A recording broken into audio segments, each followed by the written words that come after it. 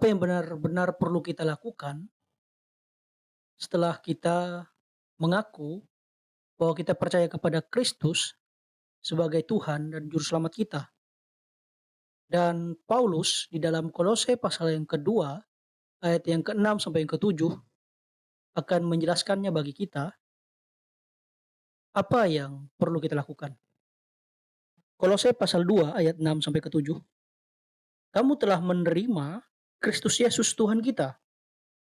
Karena itu, hendaklah kamu tetap di dalam Dia. Hendaklah kamu berakar di dalam Dia dan dibangun di atas Dia.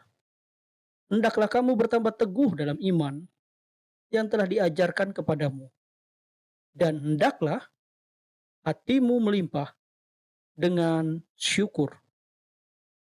Ada empat kata hendak di dalam ayat yang ke-7 dan yang ke-6 ini.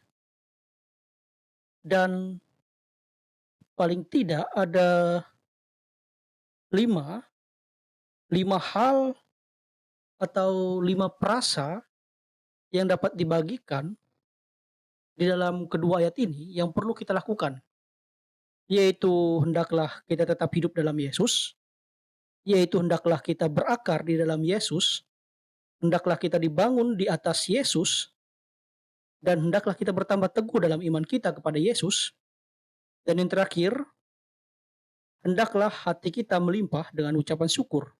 Saya tidak akan menjelaskan satu persatu dari eh, prasa-prasa ini yang telah saya bagikan, tapi saya akan membawa kita pada kesimpulan dari apa yang Paulus perintahkan kepada kita sebagai orang percaya.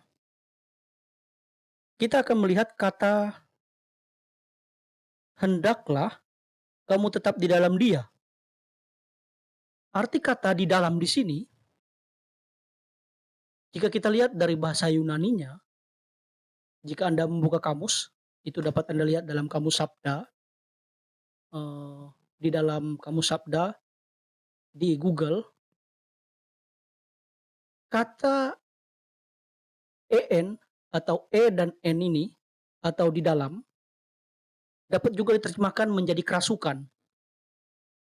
Ini adalah suatu keadaan dari seseorang atau suatu keadaan tempat atau suatu keadaan objek. Artinya, saya melihat di sini kata ini menunjukkan suatu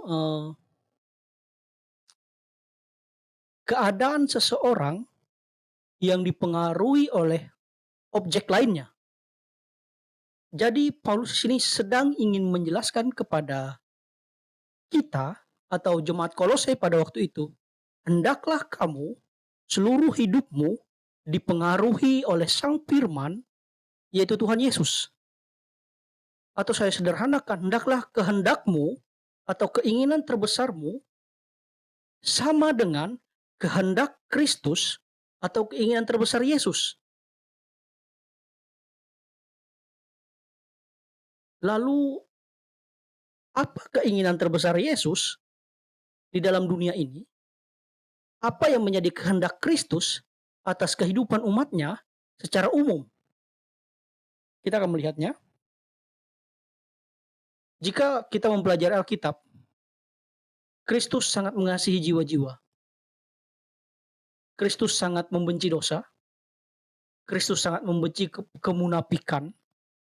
Kristus sangat tidak suka dengan manusia yang suka membenarkan dirinya sendiri. Dan hal-hal inilah yang perlu ada dalam diri kita sebagai seorang percaya. Kita perlu membenci kemunafikan diri kita sendiri. Kita perlu menyadari bahwa kecenderungan kita untuk membenarkan diri sendiri adalah sesuatu yang salah di hadapan Kristus.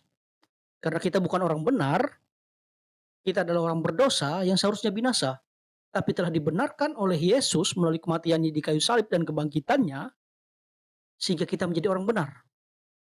Sehingga tidak ada satu titik pun tempat di mana kita dapat memegahkan diri.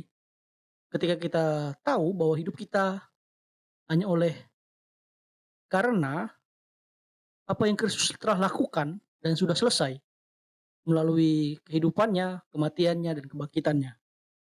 Inilah kehendak Tuhan. Dan kehendak Tuhan yang paling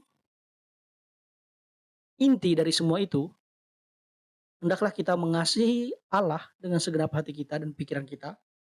Saya tadi telah menyebutkan bahwa kerinduan terbesar Allah adalah mengasihi jiwa-jiwa. Tapi sebelum kita bisa mengasihi jiwa-jiwa lain, kita perlu mengasihi Allah. Dan kasih akan Allah berakar dari kesadaran kita bahwa kita telah dikasihi dengan begitu besar oleh kasih Allah itu sendiri. Inilah inti dari bagaimana kita dapat hidup di dalam Yesus. Kita dapat hidup dipengaruhi oleh Yesus, dipengaruhi oleh kehendaknya, dan ketika kita dipengaruhi oleh kehendak Kristus dalam seluruh hidupan kita, dalam seluruh perenungan kita, apa yang kita pikirkan, kita dapat berakar di dalam Dia. Iman kita akan semakin teguh dan hati kita akan penuh dengan ucapan syukur.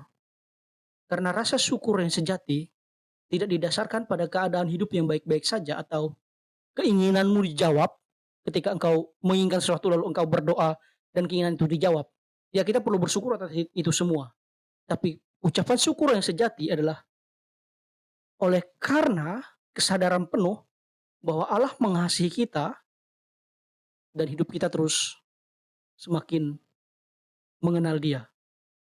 Bahwa kasih karunia begitu besar. Bahwa kita adalah orang yang layak binasa namun telah diselamatkan. Rasa syukur inilah yang perlu ada dalam diri kita. Ini adalah rasa syukur yang jauh lebih tinggi daripada hanya rasa syukur atas apa yang kita inginkan lalu kita dapatkan. Lalu jika rasa syukur kita didasarkan apa yang kita inginkan lalu kita dapatkan, bagaimana jika apa yang Anda inginkan dan Anda tidak mendapatkannya? Apakah Anda tidak bersyukur? Apakah Anda akan kecewa? Jadi Paulus pada malam ini mengajari kita semua, membawa kita semua untuk merenungkan hal ini. Bahwa seluruh hidup kita perlu benar-benar dipengaruhi oleh Sang Firman, yaitu Tuhan Yesus Kristus itu sendiri. Amin. Roh Kudus memampukan kita semua.